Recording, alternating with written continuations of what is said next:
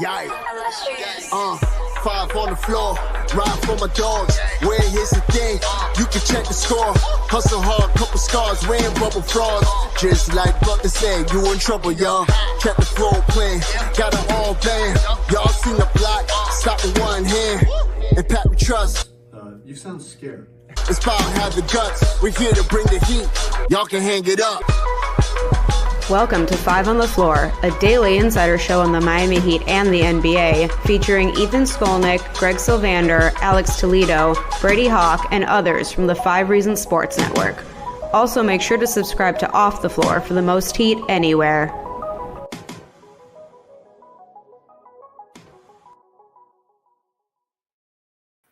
All right, welcome into 5 on the Floor Live. We got a lot to cover tonight. I'm Ethan Skolnick. You can follow me at Ethan J. Skolnick at 5 Reasons Sports. I got Brady Hawk. You can follow him at Brady Hawk 305. Alex Toledo, Tropical Blanket. And you can follow Greg Sylvander at Greg Sylvander. The Miami Heat lose 133 to 124 to the Chicago Bulls. We're going to talk about the game. We're also going to talk about the latest in the developments related to Jimmy Butler and the trade conversations as we speak, which it's 10:33 here on the East Coast. We are now, 36 hours away, roughly, something like that, from the trade deadline. My math's bad, but like 40 hours away from the trade deadline, which is Thursday at 3 o'clock. So we're going to do all of our usual game stuff. We're going to spend about 10 minutes at the end of the episode kind of recapping where things are. Things could happen during the show. It's happened before, by the way. That would be a good twist. We do have the comments. We'll be putting some of those up here because we are live tonight. If you're listening on the podcast feed, that's why it sometimes sounds a little bit different. Let's handle the game here in the first 15 minutes. And I'll just start here, okay? This was not a good Eric Spoelstra game. So we're gonna go to this right off the bat, okay? For those who think that we give him a pass on everything, there's been a few of these this year. This was one of them. This was not a good Eric Spoelstra game. The defense, completely unacceptable. They gave up 133 points to the Chicago Bulls, a team that is basically in rebuild mode. I mean, they traded Zach LaVine. They're likely going to make some more deals here as we go forward. They allowed, and we'll get to it in a second, but they allowed a rookie to go 10 for 10 against them tonight, which we're going to break down exactly how that happened. They had a 12-point lead. I believe it was 110 to 98 at one point. And they end up blowing it and losing the game by 9. They gave up an obscene number of points in the fourth quarter. And it just comes back to this, okay? And we're going to talk about Jimmy Butler. This team has a magnet to 500. They literally cannot get out of their own way. And now we're seeing where the guy that we've been critical of for most of the season, Bam Adebayo, has had, in my view, his best 2-week stretch of the season. But now Tyler's hit a rough patch because I did not think this was a strong Tyler Hero game. He made a lot of mistakes down the stretch. Even while having 23 points, 8 rebounds, and 9 assists, he has not played as well since the All-Star mention. I'm not saying he doesn't deserve it, but clearly he has not played as well as he did earlier in the season. They can't seem to get their best players playing well at the same time. But I'll go to this on, then we'll get a player of the game after it. But I want to go to you on this, Brady, because I want you to try to explain this to the people, because I think Alex is going to blow his brains out if I go to him again about Terry Rozier. Okay? I just don't understand. Okay, I don't, because you talked about catch shoot Rozier. We saw it was a fun 24 hours. It was a really good 24 hours. It was brilliant. Like, literally, if they could trade for that guy, that would be beneficial. Tonight he was 2 of 12, 1 of 6 from 3. The game literally turned the wrong way when he came back in. And I don't understand, unless somebody's getting traded that I don't know about, why it was tonight, and even with 2 early fouls, that Duncan Robinson played 11 minutes and Terry Rozier played 29. 40-minute split between the two of them, and Duncan played 11. Can you give a basketball reason for that? Because I can't come up with one. Absolutely not. I mean, Duncan Robinson scored or assisted on the first 10 points of the game. He had 8 points to start the game. And he, after that point where he scored 8 points at 8 of the 10 and he assisted on the other, I think he played like 6 more minutes the rest of the game. I didn't understand it. I texted you guys at halftime where I was like, is there a reason he has 5 minutes? Like, is there something going on that I don't know about? Because there didn't feel like a basketball reason. Then you add the fact that you have Terry Rozier playing the exact opposite that he was in this last game, where he's 2 for 12 from the field, 1 for 6, and he's playing 29 minutes. It just didn't make much sense. And then you see to the point late in the game, they go to the Jovic Bam Ware pairing with Tyler. who's the fifth guy? It's Terry. Then it got themselves in such a rut. They end up bringing AHOAMI in for Terry, but at that point, it's getting a little too late. I wouldn't even have minded. I wouldn't mind AHOAMI in that point because he was pretty decent in this game. He was physical. He was good on drives. He was good on the ball. He was doing a lot of that type of stuff. I don't have a basketball reason. I think Terry Rozier is a role player on this team that I think could get minutes when he could play the way he did last game. If he's playing off the catch and find a rhythm. If he's not, you don't play him past the 15-minute mark. You have a quick leash on him or a short leash on him where you kind of pull him back. And I just don't really understand the Duncan thing. He was playing so well to start the game. The thing I'll say is it was such a offense wasn't the problem. So I think if there was a basketball reason, it was that he played well. He came out because of the 2 fouls. They already had the scoring going. They just couldn't get a stop. So they're like, all right, suppose like we're just going to ride out the team, the unit that's scoring right now. And we'll see what happens, but not circling back later in the game in the second half. I just don't understand that. And these closing look, honestly, as crazy as it sounds, because I know the Bulls are playing small, honestly, put Haywood in for Terry and try to get a stop because they could not slow down the Bulls for whatever that 19 for 41 from 3. And most of them were open looks. Like that just can't happen. All right, we'll get back to it after this, but you mentioned, so I want to touch on it. Let's get to the player of the night.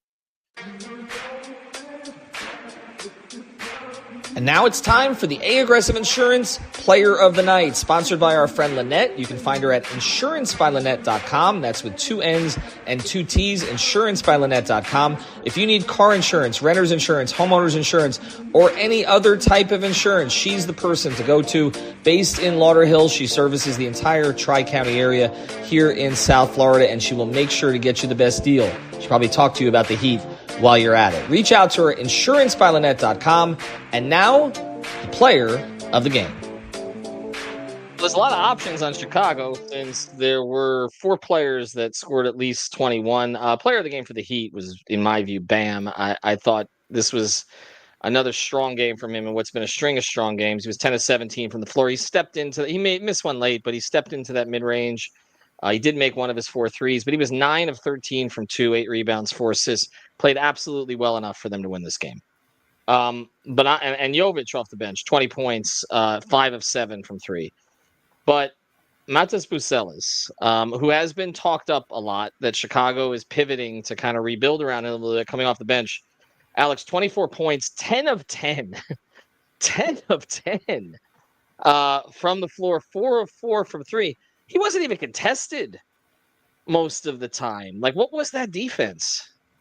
I mean, honestly, like we can probably get into this more on the defending the house segment, but it's maybe, the one who stuck out the most, right? With Bucelis, who's obviously a very talented player, was a lottery pick in this past draft. Like the dude is big and he's skilled. And even though he's a rookie, like you see that stuff translate now, especially on a night like this where the Heat defense is just not on par. And, John Crotty mentioned it on the broadcast. Like there was just points where they needed to back up on him a little bit. Like he's not exactly known for being like a knockdown shooter. Not saying he can't shoot, but the guy is 6'10" and skilled and is very good at attacking. And he was killing them going to the rim. And one of them was with a mismatch, and he was just attacking the rim and looked really good doing it in a variety of ways. Like you see the flashes there, but between him and the other 3 guys who scored in the 20s, which by the way, 3 of those 4 guys had 7 or more assists as well. Like those are just crazy stat lines. Like even though exactly like what Brady said earlier, like even the offense was not the problem for the Heat tonight. It was the defense. And, they didn't have one great defensive quarter in this game. And then in the fourth quarter, everything just went to hell. Not only did they give up the most points that they did in any quarter in that game, which 39 in the fourth quarter is insane. But then you only scored 21 in that same fourth quarter after having 3 great scoring quarters where you're scoring in the 30s, right? Like it just completely came apart there. I thought their defense was by far the biggest problem in this game. It just goes back to what we've been talking about throughout the season. It's that you see flashes throughout the game, but the defense overall, it's just inconsistent. And that was by far the biggest problem tonight.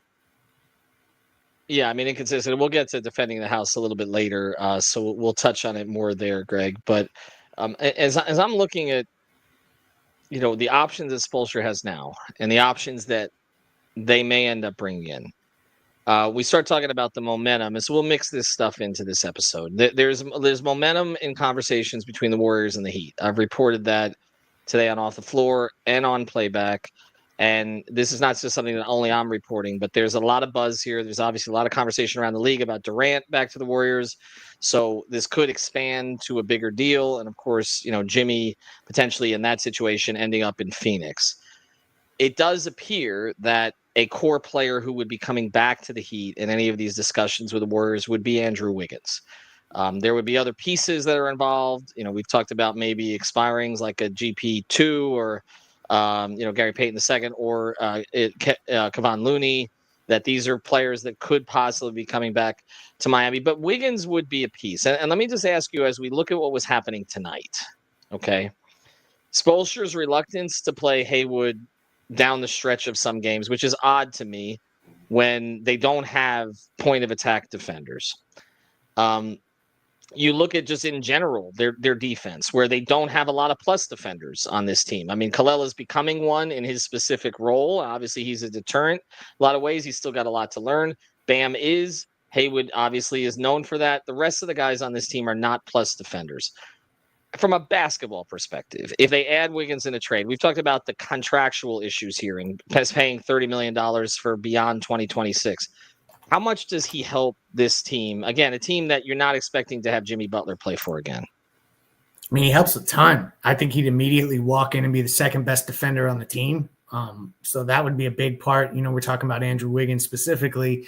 That's where you would gain the most. I feel like there's obviously some offensive stuff with him, athletic, player in general, but mostly you would be counting on him for the defense. And just so I get my 2 cents in on this game, as long as Duncan Robinson and Haywood Highsmith, 2 players who started the game, are playing equal minutes to Terry Rozier like their combined minutes were equal to Terry, I don't think any of us are going to be able to crack the code on what the hell's going on with this team. So that's just the overarching take is there's something weird with what happened with Duncan and Haywood Highsmith. I hope that they ask that question and Spoelstra can give us the basketball reasons for why, because it doesn't make sense otherwise. Can I pop in here with something that sorry to interrupt you, Leif.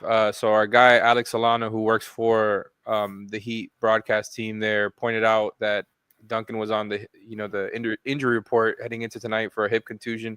He's saying maybe it flared up during the game, but 100% with you that Duncan was somebody who was giving you stuff, and on a night where Terry and Tyler just weren't giving you things, not playing him that much, and Haywood, everything he does for you on the defensive end in a night where you couldn't defend. You're 100% right, Leif. And to close the loop, Ethan, on the Wiggins situation, obviously, there'll be more pieces that would come back, but Wiggins would headline what looks like the package that would come back for Jimmy Butler. And the biggest part about it is that the Heat have been playing now for quite some time without Jimmy Butler, and his $48 million is being, basically shelved on the bench. They don't have that production. The fact that they'd get Wiggins in there, it would be incremental to the total that they're dealing with right now. So I think that that's a big, it's a plus. There's no other way to say it other than like this game tonight obviously transcends the trade talk and it was just bad, but Wiggins will definitely help when you have, Buzelli, is that how you say his last name? Yeah, Buzelli. This was the best. I just went through his game logs while we were talking here. This was the best game of his young rookie career. Yeah. No, and I know they've hyped him. I mean, they like him a lot, but 10 of 10 is ridiculous. And I think it's a key point you make about Jimmy here, because there are really 2 different things to look at. In the long term, we're going to wonder how the Heat, if they end up trading Jimmy by Thursday, we're going to say, did they mishandle the situation? While he was a star for them, did they mishandle the situation this summer? Did they mishandle the situation during this year? There's going to be time. We're going to do all of that. Okay. We've done some of it already, but we're going to do all of that. But the point you make has been forgotten by a lot of people. They have a $50 million hole in their roster right now. Like they do. Like whether or not they're going to be better long-term without Jimmy Butler, that again depends on the moves that they make now and where they take it from here. But no matter what they do now in trading Jimmy Butler, they're going to be better than they were tonight simply because they will have other players to fill into the salary spot that Jimmy Butler is occupying but not fulfilling. So I do think that for this season, which none of us expect this to be a championship season or even contending season, but for this season, for them to have any kind of a breakthrough to get out of this 500 rut, the players they bring in for Jimmy are going to have to contribute, right? They can't contribute less than he's contributing right now, right? Like, and I do think there's a psychological plus that will happen once he's gone, because I think there are some players who have been feeling it. It's curious to me that Bam, who went in the tank after Jimmy's joy comments, if you look at it, that was when the 12-game, no 20 points streak started, has now picked it up over the last week and a half. Like there's like a line there, and I wonder what's playing into that. But beyond the psychological of all this, they're going to get players who can probably help them. Like if you talk about getting, let's just say hypothetically, okay, Brady, I'll go to you on this. If we were to say hypothetically that you were to add Wiggins, Looney, Gary Payton II, these are the key players that come in. Wouldn't all three of those players be in the rotation right now? Yeah, those three players would. And like even a player on the other side that I keep kind of throwing out there is Lonzo Ball. Like, I know he's been throwing around like saying he can get traded for second-round picks. Like he's the type of player that would really fit this version of this team and play into the youth and play faster and just find a defensive guy in the backcourt. So like maybe even taking a swing on a guy like that. But yeah, like 100%. I mean, look, I said before, like if you didn't want to play Terry down the stretch, you could have played Haywood. But that essentially means, I know there's no positions, but Haywood would be your two if we're talking about like pure positions. They don't feel comfortable doing that, whereas Andrew Wiggins stubbing in that spot, like Andrew Wiggins would be closing with that lineup, and it would be a nice fit. Gary Payton would be a guy that could plug into somewhat of the Drew Smith role that they liked, where they could plug in some defense, play full court press, do some things. So 100%, I think they definitely are missing pieces as we see right now. But it's tough to say, because I just think with the looking at the roster they have right now, like, yes, they're a bunch of youth, but they have a lot of guys that do similar things right now. Like they have Tyler Duncan that are flying off the pin downs. They have the guys like Ware and Bam who are setting the screens. They have AHOAMI who's trying to fill the role of Jimmy. Pella's a guy that we thought would fill into this role. He's not getting the minutes. They just have a lot of guys with similar skill sets that when you mention that trade and those guys, it just sounds to me, what I think of is just new pieces for Spo to utilize, new things that he can plug in. Three guys that'll probably be getting less minutes than Terry Rozier still. But still, it's still like different guys they can utilize in the system. I mean, that you just killed the whole thing with that. Do you think that I think if Spo had other playable players right now in the backcourt, Rozier would not be playing this much. I know the Duncan thing tonight is weird, whether it's injury, but I think if he had Drew Smith right now, Drew would be playing over Terry. I do. It was right. It was clearly trending in that direction. So I could see a scenario where Gary Payton, although limited offensively, for sure, would get some of the minutes that Terry's getting. I think Looney would have a small minute role as a backup center, which would allow them to keep Ware and Bam together in the front court. You'd see less of sort of Jovic hasn't played a lot of five, but I know when we talk about positions sort of as the backup big, but I think Looney would get some minutes there, and Wiggins would be closing every game. Right, and Wiggins will be a 35-minute a game player for Spo if he's playing at the level that he's played at this year, which is the best he's played since their last championship season. So I think all of these guys would help. I'm not saying it's necessarily a great trading, and we would have to evaluate it, but whether or not it would make them better right now, it would make them marginally better in a bunch of places where they need to get marginally better. I think the thing that makes them better than anything else right now is Eric Spoelstra talks all the time, and I don't want to make this personal, but like Eric Spoelstra talks all the time about guys who make winning plays, and he's playing a guy 30 minutes a night who does not make winning plays. He just does not make winning plays. Like it's his style of play does not fit with what they're trying to accomplish either defensively or offensively. And so you get this night where he goes off and makes a bunch of shots, and it's not incrementally better for your winning, because ultimately he's going to take those same shots in the next game and he's going to miss all of them. And that's it. I'm with you guys. We can't get past it. To me, it's other than Jimmy being out, it's the single biggest reason they can't escape 500 is they really have a $72 million hole in their payroll right now. All right. And we're going to do an episode about basically what other Heat players in Heat history have played as much as Terry and been this bad? So look out for that one, Heat fans. Yeah, I need a list. I mean, I'm trying to. It's Mike Bibby, isn't it? Is Mike what they got the corpse of Mike Bibby? For Jermaine the O'Neal? championship run in 2011. But Jermaine wasn't this That was bad in the one regular series. season, Alex. He was No. awful in the series. It was just that one series that was just as bad as no, he any was series terrible. ever. I mean, Gerald Green I've mentioned because he was like a rotation player on the 15-16 team. Mhm. But you have to go back to find guys who played a lot of minutes but just couldn't get out of their own way the entire year, and yet they did not replace them. I need some time. I mean, look, you can find Damon Jones was not bad. George Gonzalez, come on, he was fine for his role. They just didn't want to extend him at the end of the year. He was awful defensively, but he can make a shot. This is this is historic, really, to have a player playing this many minutes and not contributing consistently. All right, let's do. You know what, Alex? Let's do the play of the night. And now it's time for the X-Ray of the Play of the Day, brought to us by our friends over at Mobile C-Arm and Staffing Services. Nelson and his team will bring the X-ray equipment and the staffing to you if you work in a hospital or a medical office. Get a consultation today at c-armandstaffing.com or give them a call at 561-891-9620. Their fleet of trucks at your service. Again, it's Mobile C-Arm and Staffing Services, 561-891-9620. And now, the X-Ray of the Play of the Day. All right, what do we got? Who wants it? Brady, you want it? Alex, you want it? Somebody take it.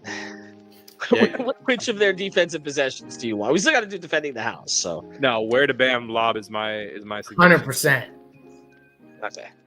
I'll say there was the inverse. Yeah, there's the inverse. Literally to start the game, they got Bam on the short roll and he lobbed it to Ware, and then you got the inverse a little bit later where Ware finds it. I mean, that's important. If we're finding the silver lining tonight, Bam and Ware did play well offensively, and it's the fact that if you can find a way. Originally, it was about finding a way to fit them into the offense around the other guys, and right now it seems about fitting the other guys around these two who seem to have stapled their way. They're not in the way of each other. They played well enough spacing-wise, and the fact that either one of them can stay on the weak side and shoot it, or either one of them can find it on the short roll, and either one of them can make that pass and go for the dunk. I mean, that's important for the long-term future of this roster and of this pairing. All right, let's pivot to a little more trade conversation here, and then we'll close it with defending the house. Appreciate some of the comments. Where can people go for the most Heat? Where can they go for Heat? Most Heat? You want to throw it up there? Throw it up there for the most Heat anywhere for conversation and information. That's what we're going with here. You see the host updates on there. If you're looking on the YouTube channel, that's where we give you constant updates. We're constantly having to delete eternal stuff. We've got the Heat Made Thing chat. That's the primary one. Other NBA games, Sports Not Hoops. I haven't checked that one in a while. I know what everybody's been talking about. A lot of NFL. And I don't think the Fantasy Gambling channel is still there. You got to take a new screenshot, Alex. But anyway, there's a stage show. We do those. In fact, the guys are going to be going on the stage there shortly. I think Eternal, maybe Adele. Matt for sure. So check out Off the Floor. Click on the link here in the description. You bypass the $1 upcharge from Apple. Pay $2.99 a month, and you can cancel at any time. Although we don't really think you will, and we don't want you to. Let's get some more of the trade conversation here as we go forward, and then we'll do defending the house. We'll close this up, and we'll probably be up all night waiting, or at least I will, waiting to see if something happens. I think there is momentum toward the trade. Now, I said on an earlier podcast today, I said 53% with Dono.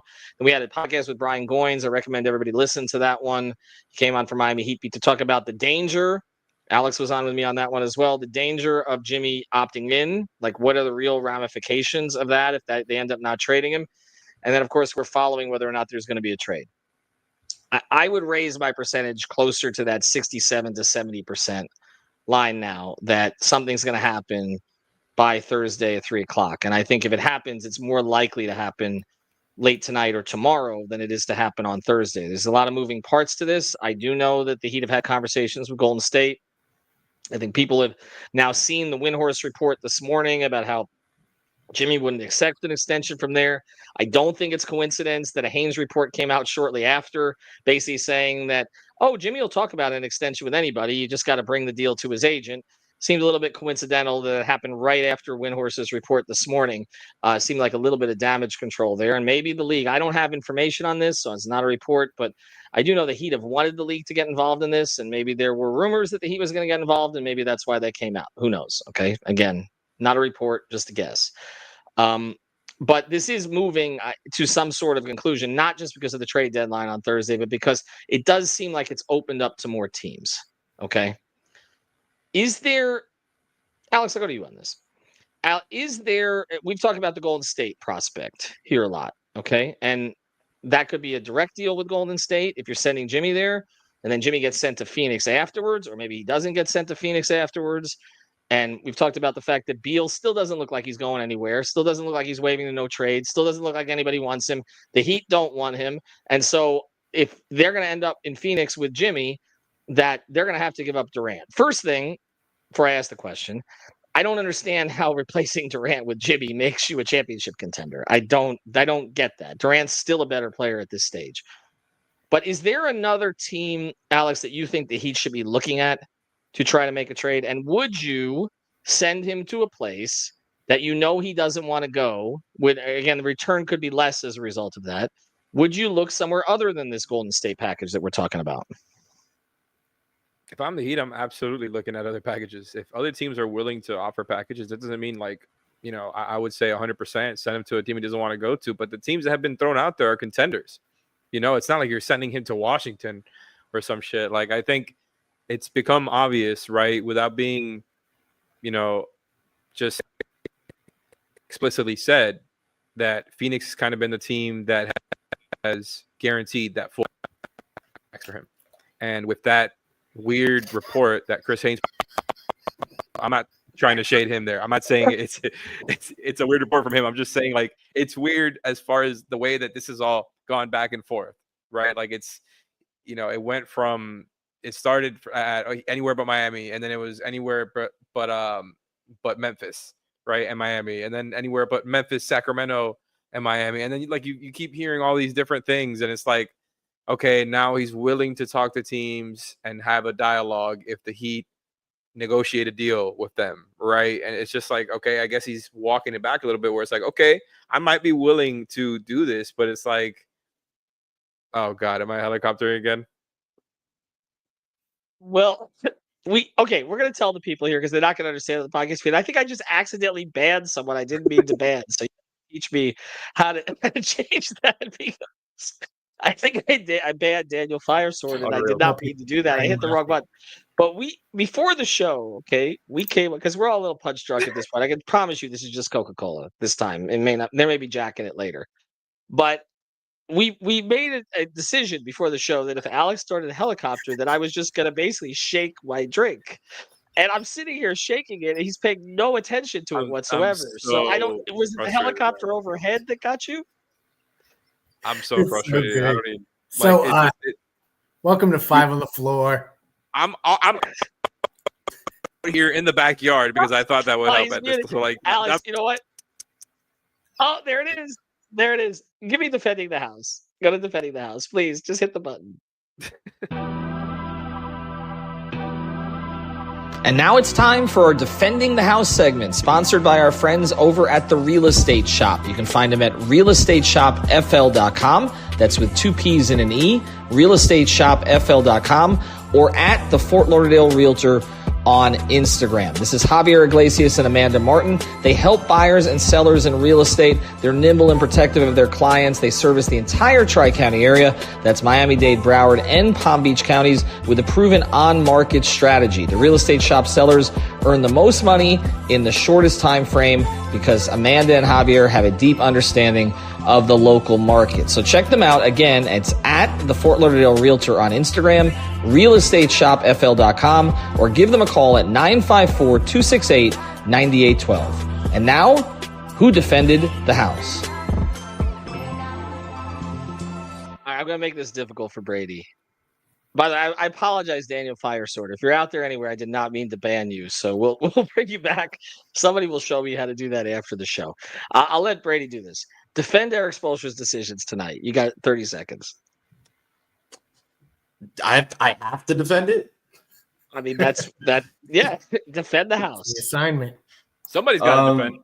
We are 48 hours away from the trade deadline, and we have to try and see if Terry Rozier can string 2 good games together to try to put him out there on the market and see if we can move him. That's kind of my only possible basketball strategy-wise answer to that. If I would have seen him get past the 15-minute mark and he's 2 for 10 and it's looking the way it is, and you actually have guys like Duncan and Jaime who were playing well, they should be in the game over him. You should immediately try to find a spark. Look, immediately to start the second half, they were totally out of rhythm, and Spo took Ware and Duncan out, pulled them immediately, and brought in Terry and Jaime for just kind of trying to find an energizer. Why is it never the opposite? Like, why is it using Terry as the spark, but never the opposite, where you pull Terry to try to find somebody else as the spark? So yeah, I mean, the best I could do is it for being, trade deadline wise, but to be honest, I think this would happen Friday, and I think it's the same scenario. Like, I really don't think that's what this is. This just feels like trying to ride this out, where you try to see if he could kind of break through here, and it just feels like you're going to have this thing where he has 1 good game and 3 or 4 bad ones. It just does not feel like this. There's a long enough. There doesn't feel like a real breakthrough here with Terry, and I don't want to just keep bringing the Terry thing, because I think that there were larger problems in this game defensively. Like, I can't defend his rotations in general. I think the rotations are leading to it, but defensively, they just have to be better. If the whole reason of starting Ware and moving in this direction was to be better defensively, as much as they put up points in this game, they are never going to out-battle teams offensively. I will never believe that. I just don't think they have the talent. They've prided themselves on finding guys and finding gems that were undrafted. They're undrafted. They're not going to be as talented offensively as a lot of these other teams they face up against. You better be ready to defend and try to get this game somewhat in the mud for pockets. That didn't happen, and it hasn't happened, honestly, a lot this season. The one thing about post-Jimmy is they've not been great defensively in a lot of these post-Jimmy games without Jimmy, and I'm not saying Jimmy was the baseline of their defense, but he was a pretty great defender for this team on the perimeter. They've been a lot worse without him. That's good work. I would love to see Spo get up at a press conference and say I'm playing him, because we're trying to see if anybody will throwing a stat here, or is it still unsafe? Take him off our hands. Don't speak. Hold on. I would love to just Spo to get up at a press conference and just say, well, it's 48 hours to the trade deadline. We're trying to see if you can string 2 good games together. Shout out to friend of the show, Adrian Wilkins. He said Mark Blunt. That's a good one. As a player who played a lot and was not good. They're not fooling anybody, man. That's a very good one. By the way, they introduced Mark Blunt at KOSATKA Center at some point, and nobody knew who he was. Like, they put him up on the scoreboard, and nobody was aware. We'll close with this, and we're going to have more trade content, obviously, over the next 24 hours. We will have streams. We'll be on playback. Subscribe to Off the Floor, though, because we're putting most of the stuff there first. This comes in from TM. KD is getting traded. Odds are the Warriors. That is true. That's the direction it seems to be moving right now. Could Miami jump in with a better package if they wanted, realistically speaking? Greg, I'll let you finish with this. We did the numbers on this today or yesterday or something like that. Obviously, we know the Heat's infatuation with KD. We know the 2 attempts they made there probably were more, but the 2 that we know of, 2016, I guess it would be 2022 would be the other time that they went after him in a big way. Once in free agency, once in a trade, once when he ended up going to Golden State. The other time, obviously, when he was still at Brooklyn and ended up going to Phoenix. But one of the problems with that trade, and I do think that there is a slim chance of it, very slim chance. But one of the problems with that trade is putting the pieces together to make the money work, right? We've discussed this a little bit, and then we'll get to Big Rat 310's comment here before we close, since he was kind enough to give us a super chat. That's one of the issues here, right? Like, they can't. Like, even if you wanted to trade them Ware, which we've said we're not really sure about, but even if you wanted to trade them Ware with Butler, the money doesn't work, right? There's very few options that would actually make it work. Yeah, because they can't aggregate salaries, so you basically have to match KD as close to dollar for dollar as possible. I know there's 3 team scenarios that people talk about, but the issue with that is that the Suns can't send another player to another team. Like, they can only have one guy involved in the deal. So really, we did the math, and it would be like something like a salary like Jovic would fit with Butler for Durant. And I think the overarching question that people are asking, Heat fans are asking, is like, they're seeing this 3-team scenario pop up, and they're like, wait a minute. If Jimmy wants to go to Phoenix, Durant has had reported interest of Miami. Why wouldn't Miami just deal directly with Phoenix and get that done? And I think that, to me, that's an extremely valid question. And there has to be something we don't know yet. If Golden State is absolutely having to be involved, either it means that they've got pieces that Phoenix would prefer over what Miami can give them, or it means that Durant is saying, I want to go to Golden State, and he's telegraphing that, and they basically are just going to do right by him. And so those are the two kind of variables that we don't quite know yet. I do know that Phoenix likes some of Golden State's pieces. So you mentioned it. That could be part of this. And some of it, again, is the very narrow path that the Heat would have to make the trade to make the money work there. And that there may be more interest in, say, packaging something that Golden State has, as opposed to packaging Alec Burks with Jimmy, for instance. So we'll continue to monitor all this. I'll read one more comment here because we always appreciate the super chats. Being a top 10 defense is the only reason we even still made the play-in prior years. If the defense becomes average while the offense is bottom 10, that's a dark future. Not sure how much Andrew Wiggins fixes that. One of the conversations we'll have as we go forward. So something for us to chew on. Again, nothing is final at this point. Everything is fluid. Jimmy may not be traded by Thursday. I am leaning towards him being traded by Thursday. And if that's the case, I think more likely tomorrow. I know Greg's on the same page as that. We'll continue to follow that. Bad loss for the Heat tonight, though. Shouldn't get lost. They're a 500 team again. They're in Philadelphia tomorrow. No Embiid, though. He is sitting out. That hasn't mattered in some cases. So we'll see how things play out tomorrow. And Philadelphia, by the way, is a team that's lurking on these trade discussions too. So keep an eye on them tomorrow and who they play and who they don't play. Check out the podcast we did with Brian Goins. Subscribe to Off the Floor. Check out Playback. We'll be on there again tomorrow. Thanks to Alex. Thanks to Brady. Thanks to Greg Sylvander. I'm going to hop in my helicopter and get out of here. Thank you for listening to the 5 on the Floor on the 5 Reasons Sports Network. After all, someone needs to listen to my dad.